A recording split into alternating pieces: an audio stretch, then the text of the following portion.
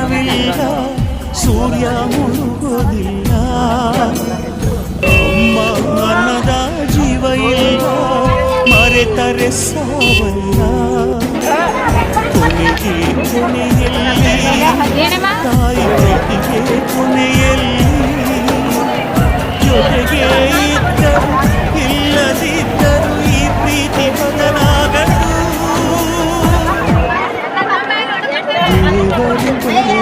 ಕಥೆಯಲ್ಲಿ ಕೊನೆಯ ಪುಟವು ಮೊದಲಿಲ್ಲಿ, ಹೆತ್ತವರು ಬರೆದ ಕಥೆಯಲ್ಲಿ ಚಂದನ ಪ್ರೀತಿಗೆ ಕೊನೆಯಿಲ್ಲಿ.